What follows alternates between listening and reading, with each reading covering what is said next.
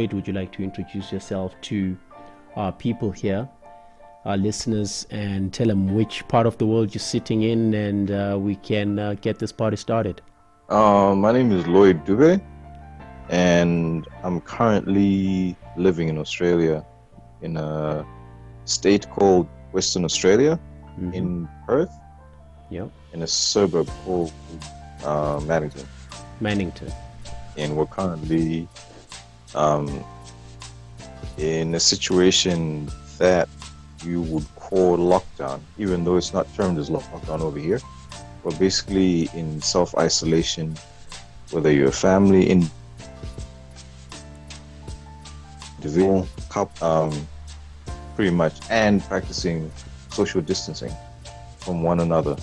Yeah. So like everyone else in the world, probably under lockdown, we sort of term it differently, even though it's sort of lockdown to some degree, because businesses are closed and stuff, and there's really nowhere else to go. Yeah, because that's basically it, really. So from what you're saying is that the government hasn't really come out and declared something as drastic as what we're seeing out here in South Africa and Zimbabwe and parts of America, where people are being told to stay at home, where new laws have been passed to make it illegal to be outside for no good reason, unless you're on your way to render an essential service or on your way to access an essential service. So what you're saying is that, you still have that sort of room to maneuver, although there is no point really, because there's nothing to maneuver to. Well, at the present moment, because Australia is divided into a number of states, each state sort of runs independently as its own government, even though you have the overall prime minister that basically runs the country. Okay. But each state has its own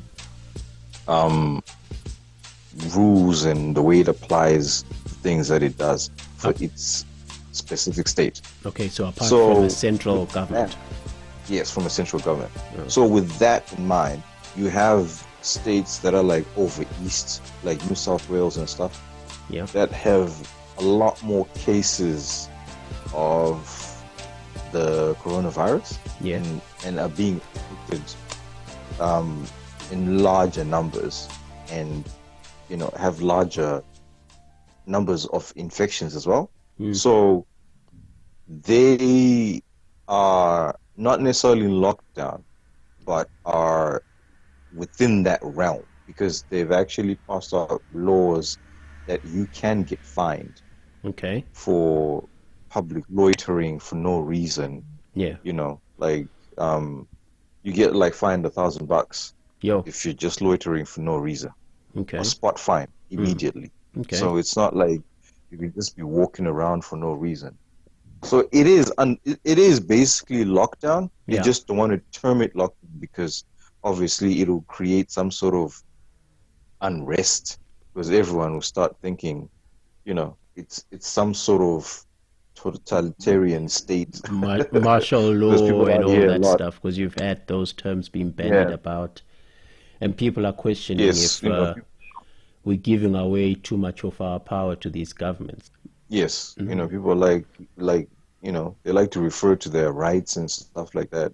Which doesn't really make sense if you're trying to save lives at this point. I mean, at this stage, it is what it is, and people need to to suspend certain rights. I mean, it is my right to, go out and buy myself a case of beers if I wanted to right now, but in the interest of broader society, I think I understand why a law has been passed to sort of, suspend the sale of all alcohol. But I don't know if anything of that nature has been done there, because this side, what they've said is that, no alcohol can be bought or sold for at least 21 days. Because they associated, there's a question to say that the consumption of alcohol, as for one, lowers your immune system and renders you vulnerable, but, also behavior-wise, the way people behave when alcohol is being consumed. People let down their guard and become irresponsible. So there's that. And then, there's the discussion around what that means in terms of people's mental health and people that are already struggling with alcoholism. How are they going to manage these 21 days? First, you're isolated, and then you are, they've even extended it to cigarettes. People can't buy cigarettes. You're not allowed to sell or buy cigarettes right now. So, and that as an addiction is something that's a bit more, I don't know, if you can put them on a scale, but it's quite drastic, but it's being praised worldwide. It's being effective. So yeah. Well, the thing over here is traveling is basically for essentials and services. Yeah. Right. So you have essential items, like including groceries and stuff like that, and for medical care, either whether traveling to work or schools. Yeah. And the work is now basically across the board has been sectioned or categorized into essentials and non-essentials. So non-essentials are basically anything that's been closed down. Yeah. And basically that's a lot of work and companies, small businesses that either people have lost their jobs, have been put on hold, companies have closed down. Yeah. So the result of all those things is that, I don't know what they would call it over there, but it's like over here they call it the Centrelink, where you get assistance from the government if you can't get a job, or if family benefit assistance. Yeah. All those things are attached to Centrelink.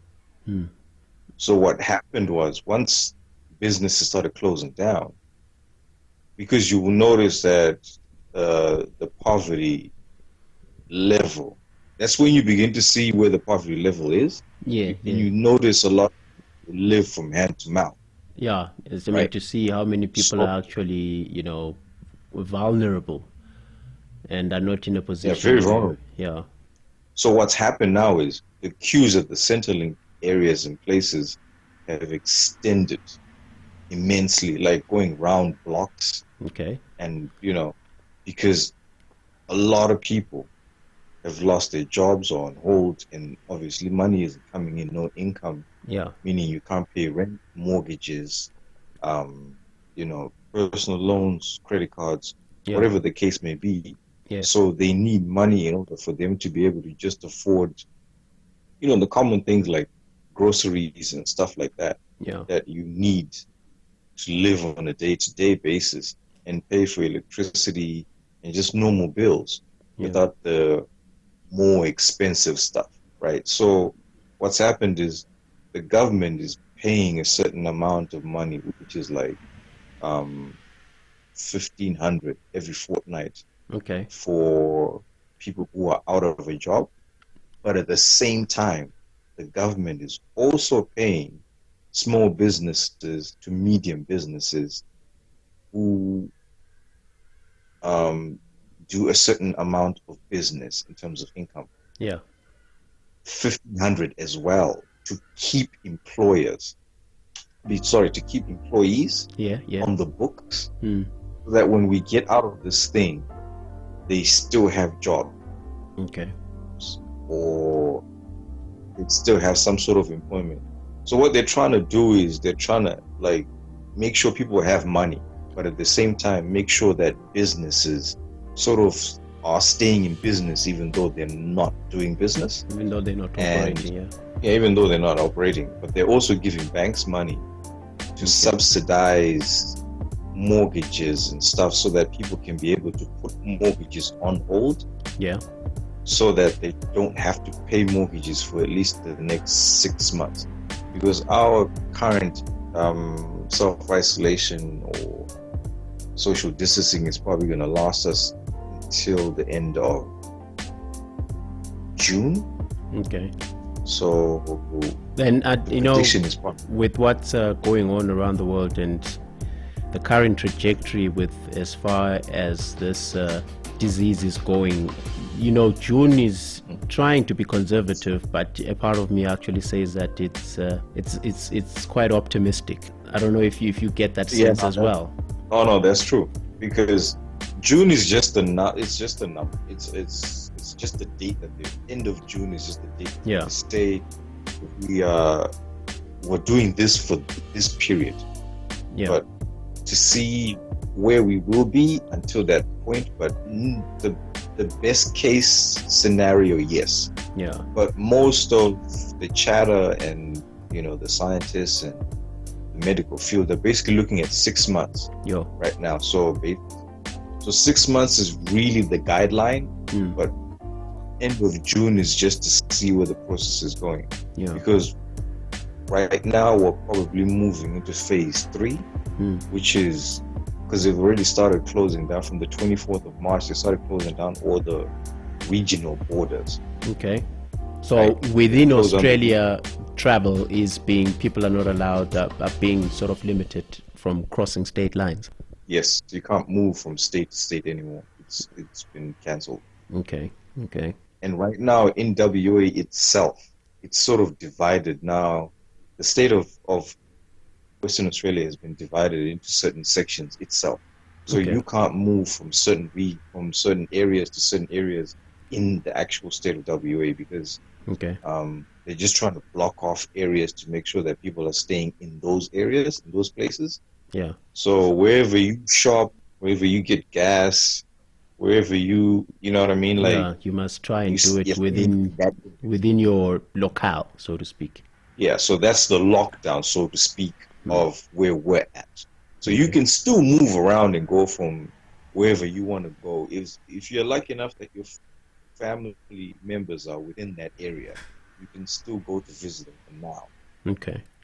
But once they are outside that area, there has to be a specific reason why you're moving across those borders that have been created, because they've got like police roadblocks.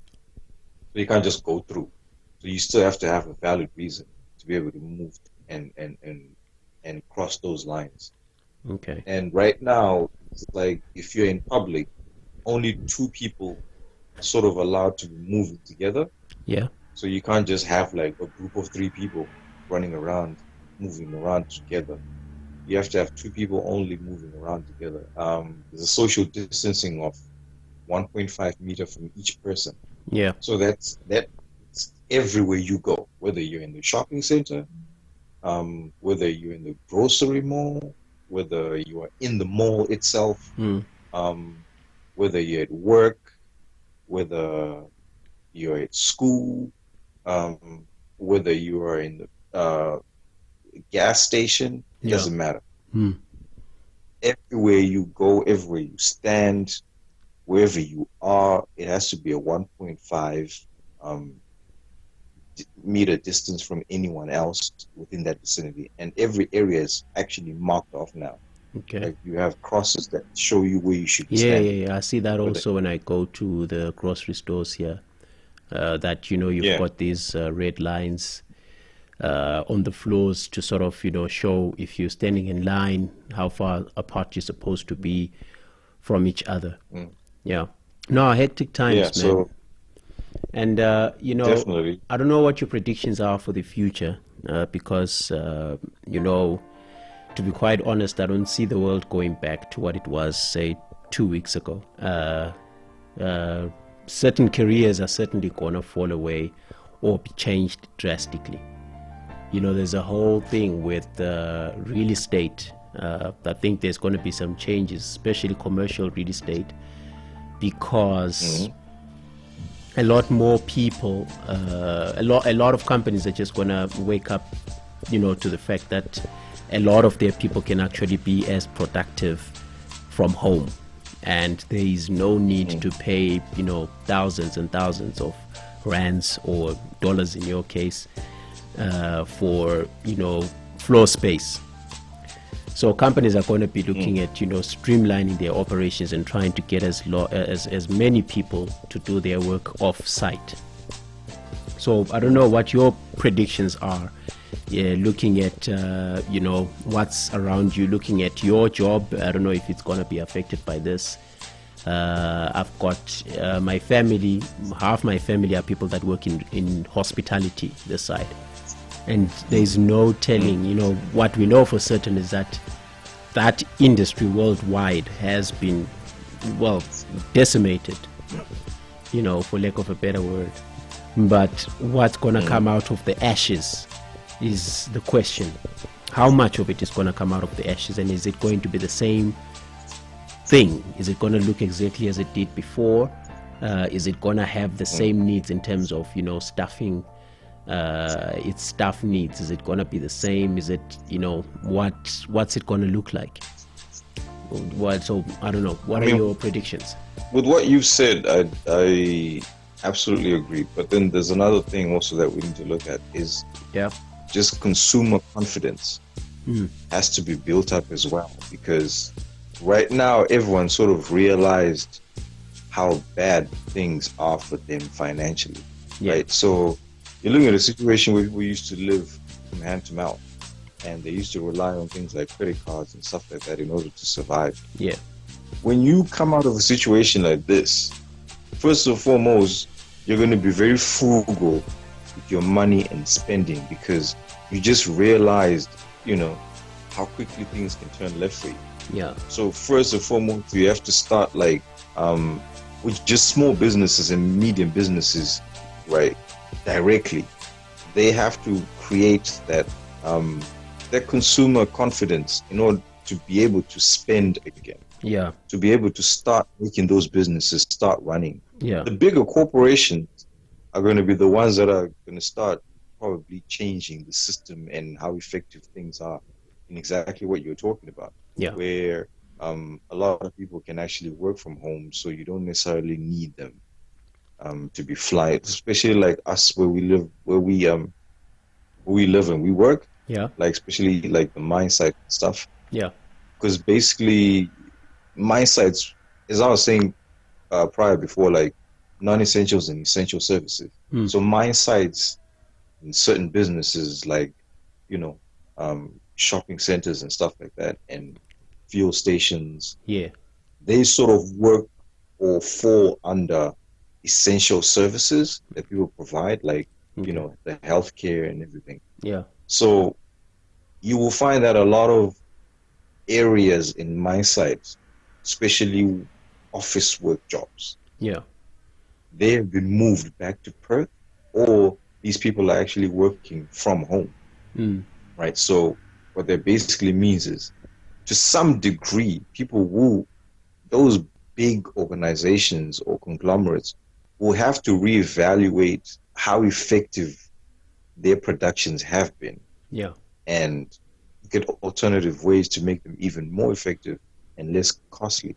You know what I mean? So if you feel like people can be effective from working from home or working from offices that are in Perth or however it works, and you don't necessarily need them on the ground, they probably will do that. Because what that means is, if you're going to work from Perth and you don't have to work on the mine site and fly in and fly out, whatever period it is, what that means is they're probably going to pay them less, first and foremost. That means your salary goes down. That means they lessen the flights that fly in and out of sight, which means less expenses. You know what I mean? So, but it's also less business for the flight companies. The flight companies as well. Right. Expenses that are spent on mine sites themselves will drop, because you have a decreased number of people that are coming in for those expenses to be justified, right? So, like shopping, like there are companies that made a shitload of money, right? Shopping centers, shopping, grocery, credit card companies, and they've had the privilege that even while everyone's locked down, they're still trading and still operating as normal, because their business model will work really well in this environment. So it hasn't had to change anyhow, anyway. it stays the same and they still operate in the same manner. Yeah. It's going to be interesting to see even just the dynamic and social aspect of things, to see how people will recover and change from this. It's almost like an interesting experiment to see how people cope under pressure. Yeah. But at the same time, how they will, especially when it comes to their freedom, when they get it back, how they're going to choose to use it. Yes. Yeah. I mean, there's a lot that's happening, man. Like, whether it's financial, whether it's mental, whether it's cutting right to the core. Yeah. I mean, this is cutting right to the core of what it means to be human, I think, in this day and age. At this point, yeah. So it's something where we, having to take another look at ourselves. The common joke that's been doing the rounds is people are saying that it's as if God, came back and found everybody doing their own thing, and he's unhappy and he's told everyone to go to their room and think about what they've done. Yes. So God is telling us to sit. Yeah. You're doing too much. Sit down. You're doing too much. Everyone's grounded, and go sit in the corner and think about what you've done. So and that essentially is it. And we're gonna have to reevaluate, I think, as society, as just human beings all over the place, to ask ourselves these important questions, like, why am I really here? And with the silence, except we still have the social media to keep people distracted, but for those that have the benefit of not having social media for a while, I think then it forces you to look at yourself, which is a scary thing, because I think by doing that, sometimes you get confronted with some very unpleasant facts about who you are. And in a lot of cases, I think too much awareness of who you truly are, or who you think you are, might not be such a good thing as far as mental health is concerned.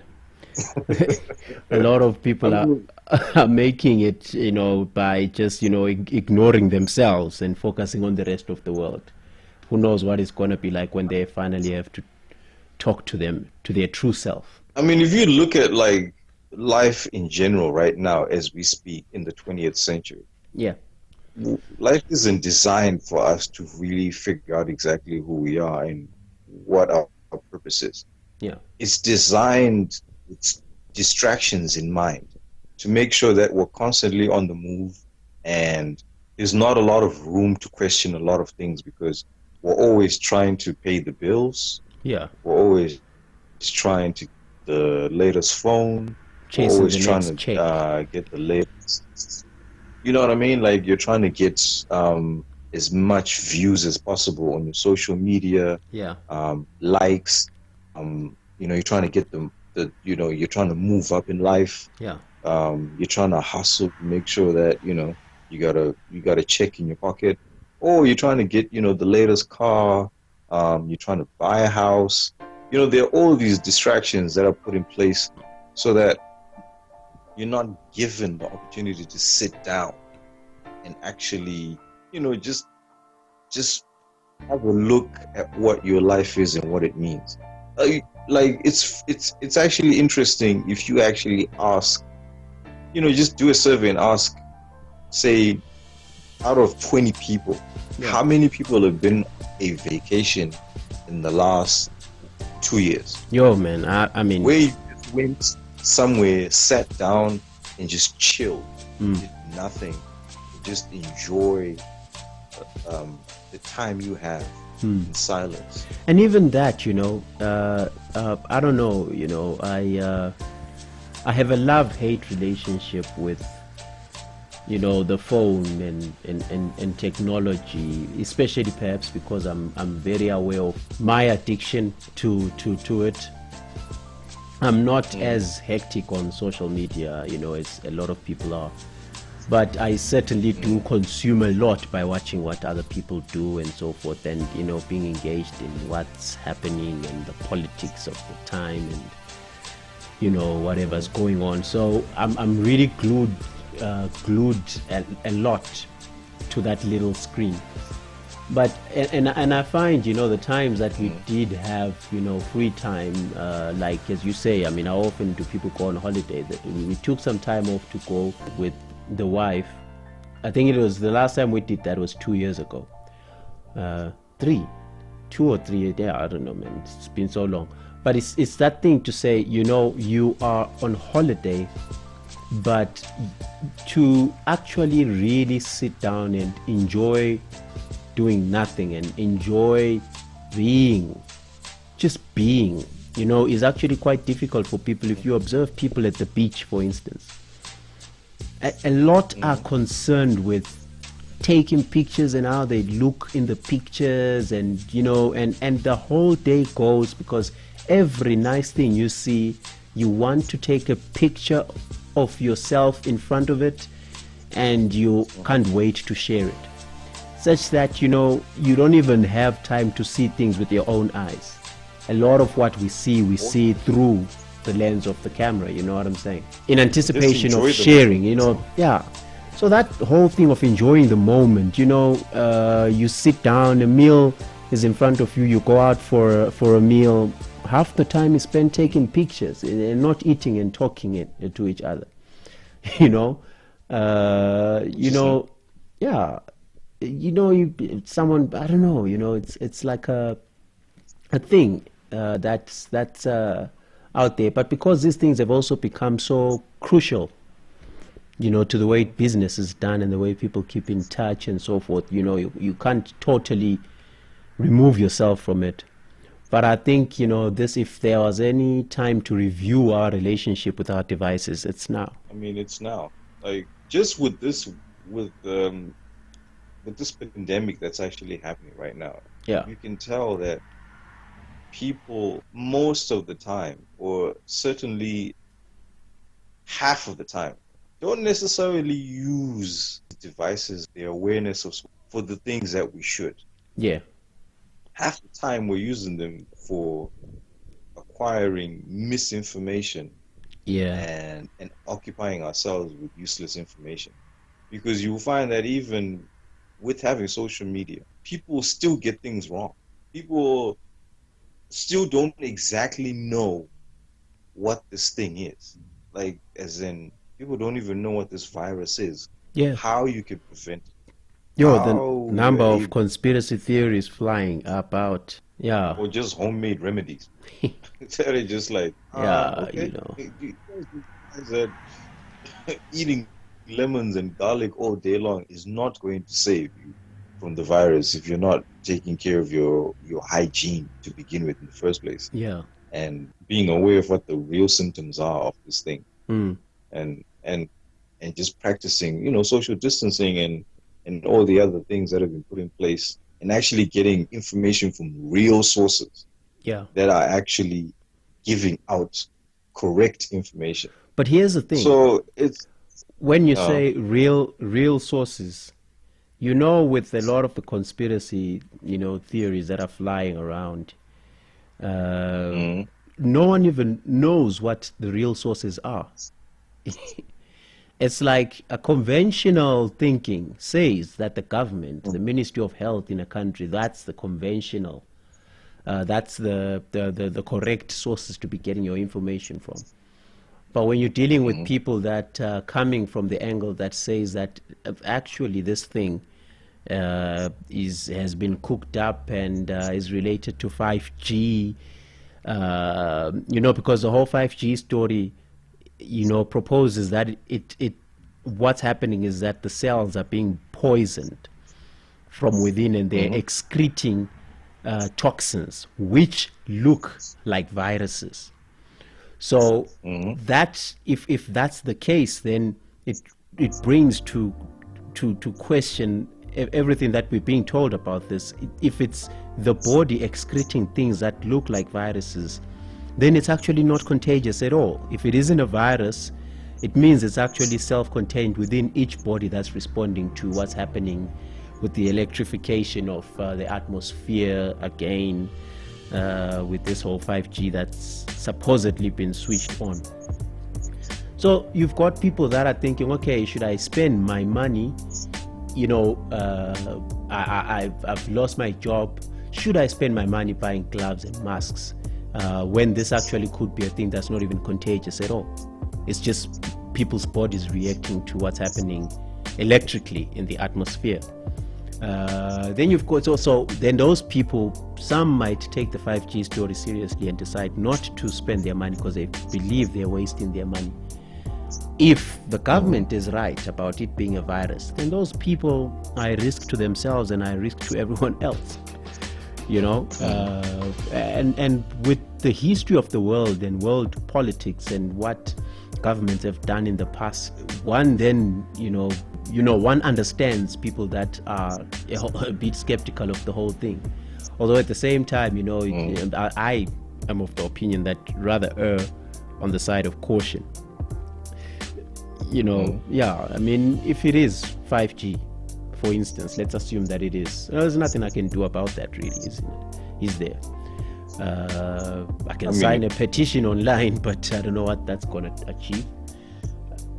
But if, it is a virus, then I owe it to myself and to my family, my wife and my daughter, to make sure that I take the necessary precautions. But it's confusing times, man. Social media.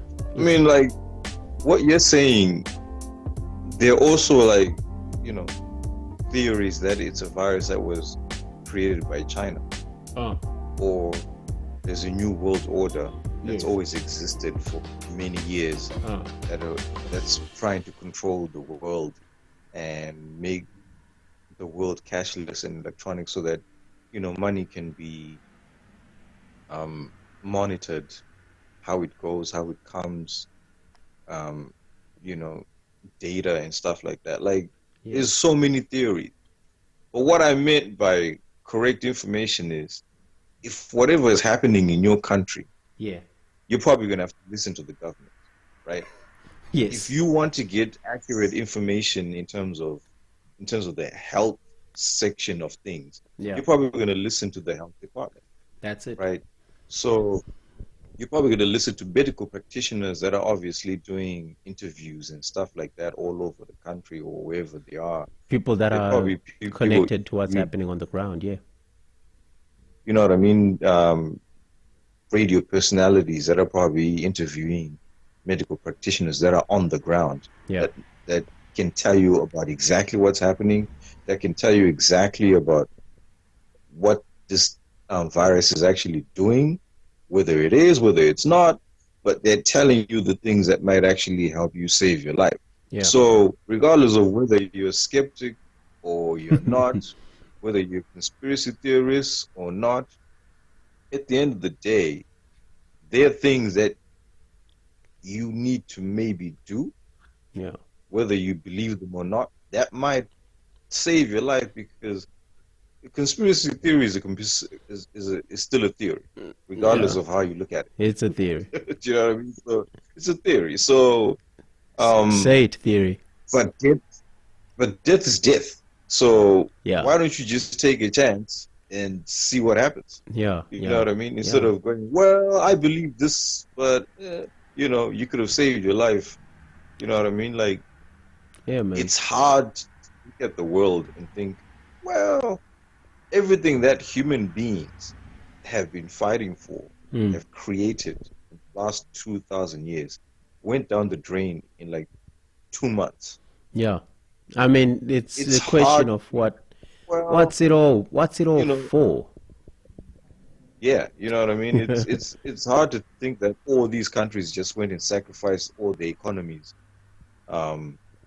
for some sort of theory.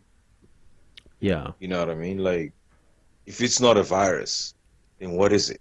Do you know what I mean? Like, and I mean also to think in terms of that, you've got people operating at the highest levels, in terms of intelligence and espionage and so forth. All these governments, unless if everyone is in on it, then if it's a secret society that's running this, then it's a really big secret society, because every government and every government official, well, at least the important ones in the governments, there's quite a few people that would be in on it. You know what I'm saying? So yeah, you raise a valid point.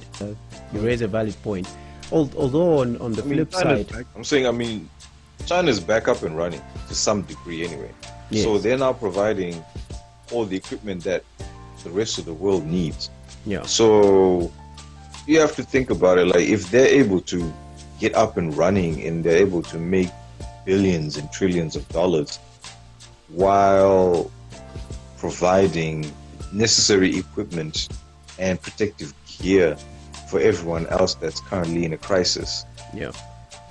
You have to think to yourself, if we're going to go with theories, China could be one of those places where they might have, biochemical.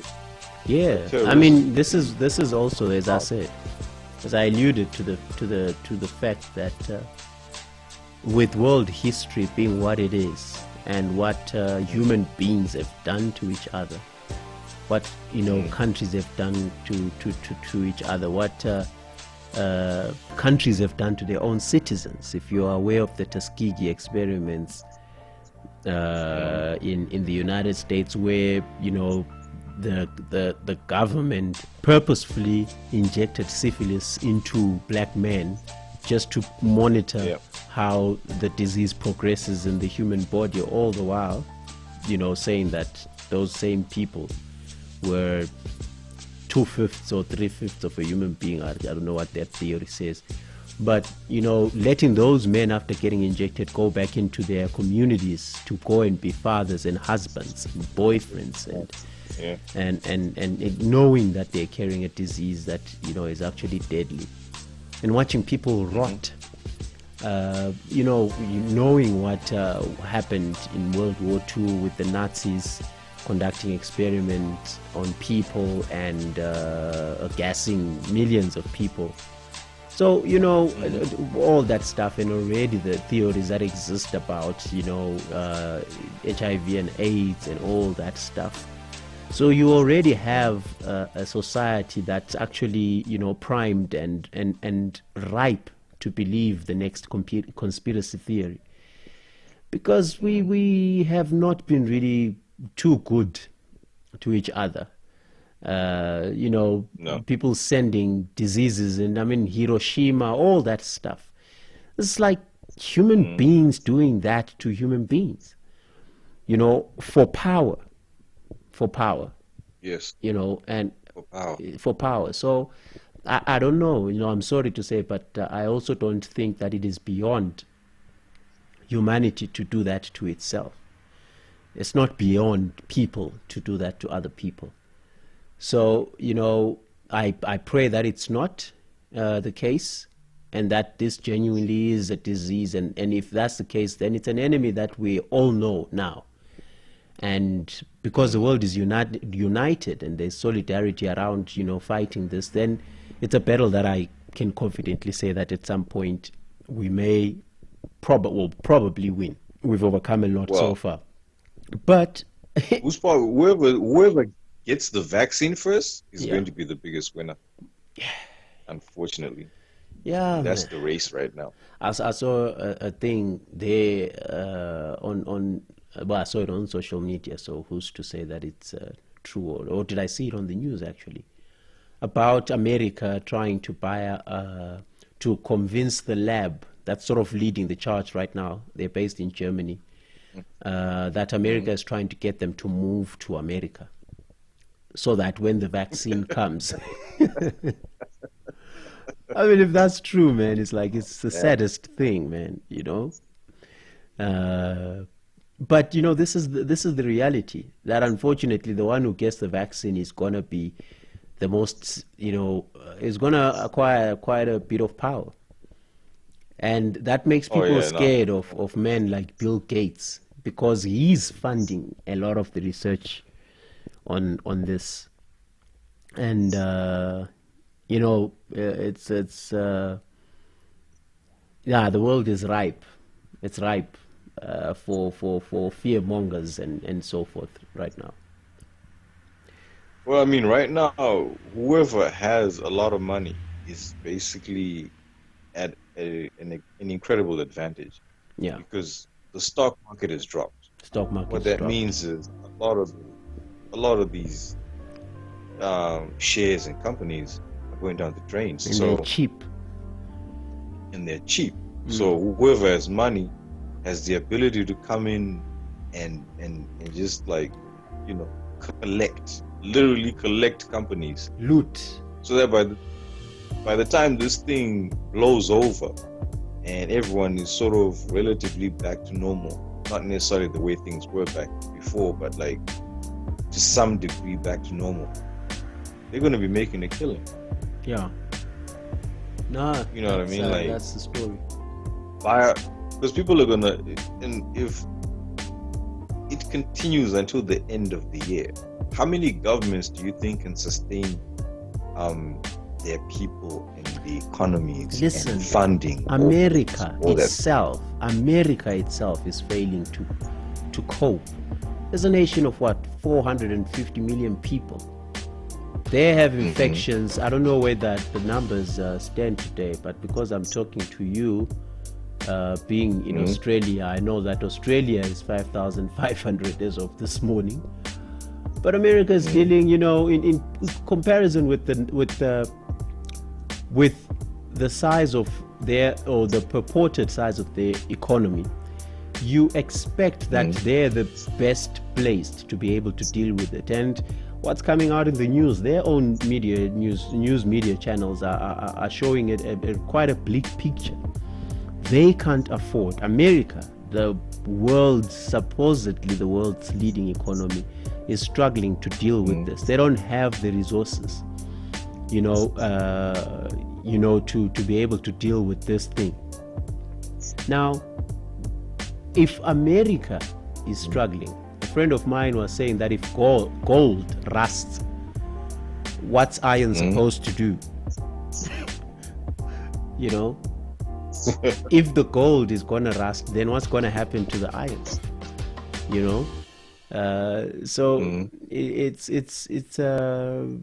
It's interesting to watch, and it's an important question that you ask, because then what's going to happen to never mind South Africa, what's going to happen to the Zimbabwe's of this world? What's going to happen if this thing finds its way to Somalia, if this thing finds its way to South Sudan?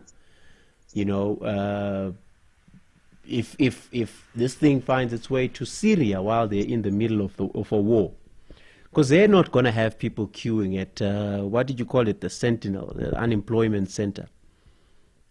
It's nothing like that. It's nothing like that in Zimbabwe. It's nothing like that, in a lot of countries. Nothing like that in Venezuela or places, like that. So, what's going to happen to the people? This is where now, some people were. Some guy posted pictures. I'm sure you've watched these apocalyptic movies, and people dress funny and drive these cars with spikes. You remember the video California Love? Tupac and Dre. You saw the dress sense there, and the vehicles and everybody ride, in the desert. So this guy is asking, it's like, so should we start wearing these outfits now, or do we wait a bit more? Because it's the end of the world as we know it, and after this apocalyptic event, our dress sense should at least come close to reflecting, the apocalyptic fashion. They start wearing leather underwear and feathers and spikes and mascara and all that stuff. Yeah, I don't know, man. All I know is I just hope that information is reaching people as much as possible, because the other thing that I feel like, especially for Africa, ignorance. That's it. Ignorance of what it might be, whether it's a theory, whether it's lies, but at least there has to be something that's being given to people to say, let's say it is a virus. Let's do A, B, C, and D to make sure that at least, we're not spreading it, making sure we're taking care of ourselves, and we're making sure that the number of people that might die from this thing is reduced. Yeah. Because some of the videos I've seen, man, where people are just partying and they're screaming Corona, like, yeah, man. And I'm like, that doesn't look good. I mean, I saw a video. That just looks like a situation where a lot of people are going to die. I think you're talking about the one in Durban. I think it's in Durban, Etushaga Marine, where there's this guy is recording and there's people dancing in the water. I mean, and that, but that same weekend you had the same thing happening in Miami. I saw videos of people at Bondi Beach, just going about their lives, man. They decided, we haven't had some nice sunny weather in a while. This is a perfect time for us to go and catch some sun. Like, you catch some sun and you catch some Corona. Why not? Great combination. Yeah, how about you catch some sun plus some Corona as a bonus there? But yeah, I mean, it's that thing with people that it's the whole idea. I think it's also ingrained in us that death as a reality, you only deal with it once someone really close to you, dies, and you're confronted with it. But even while you're standing next to the coffin and you're looking at your dead brother or your dead mother, the idea that you will die someday somehow, is something that eludes us. I mean, we all know we're going to die, but no one walks around carrying that awareness. And I think it's an important function that was put into us so that we're able to live and not just hide under the bed every day. But it explains the way people behave, because you tell yourself it's going to happen next door. It doesn't really hit that it may happen to you. And so you still have people that, I mean, yesterday with the lockdown, the people were reported to be driving around, and those that were arrested, one of the guys, when he was asked, where are you going? He faked, and he mentioned something about his grandmother dying. But what he was trying to do, man, was to go and see his girlfriend and get some poo-tang, It's like, it's the pleasures that we always seek. Yeah, man. It's like, there's death outside. Yes, it's fine. But you know what? I need to go and see my girlfriend. It's not about to get to me. No. Because literally, that's what it is. There's death outside. There's death.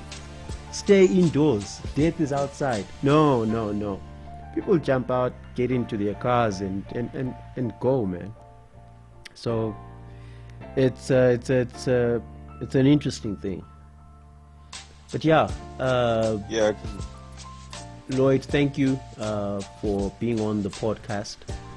We're gonna have a lot more conversations of this nature. I promise you that. I appreciate how you are more level-headed and actually more focused in your thinking than I am. So I think as a partner in crime in trying to analyze these issues that face us as people, I'm going to be calling on you quite a lot. So yeah, thank you for your analysis. I'm going to have to let you go. All right, thank you for having me on the podcast, man. All right, it's been a pleasure. Wonderful, my brother. Thank you.